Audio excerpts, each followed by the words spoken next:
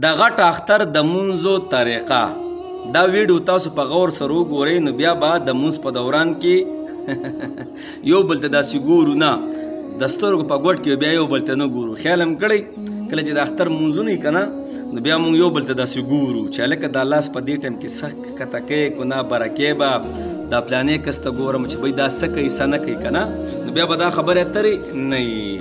نو ګوره د ټول نه مخکې چې غټ اختر له راشي دا غټ اختر نیت دی. نو چې ته رالې جومات ته رالې بس دغه نیت دی. نیت د زړه ارادې او قصد ته وایي. بس ته رالې ته وایې چې بی زه د اختر مونځ له راغلی یم، بس صحیح ده، دغه نیت دی. او که نه بیا هم د توجه د برابرولو دپاره نیت کې، نو نیت په څنګه کې ګورې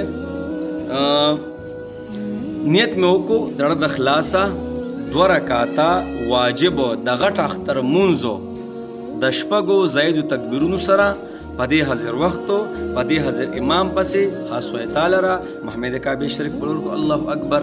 بس دا نیت دی. صحیح شو؟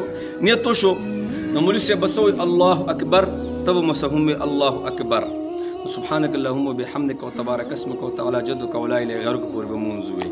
صحیح شو؟ بیا مولوي صاحب وایي الله اکبر 3 تکبیرات په دې ځای کې کوي.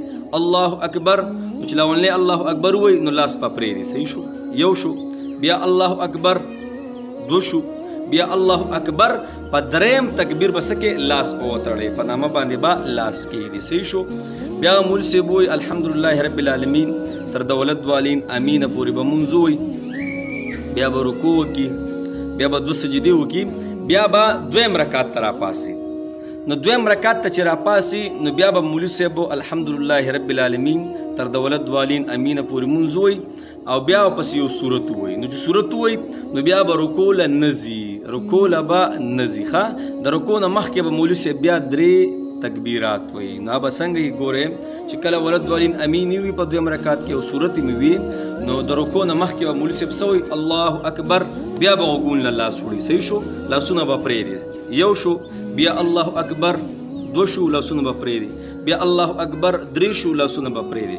4م به الله اکبر مولوي صاحب وایي خو لاسونه به برکو نه، ابه ډایرکټ بیا څه ځو رکوع له به ځو. نو رکوع به کوو او بیا به سجدې کوو او بیا سلام دی. په خبره پوه شئ. نو ګورئ چې الله اکبر دی وي دغې نه ټیم کې 3 تکبیرات دي. صحیح شو؟ بیا چې یو رکعت وشي د 2م رکعت چې کله رکوع له ځي د رکوع نه مخکې به 3 تکبیرات دي.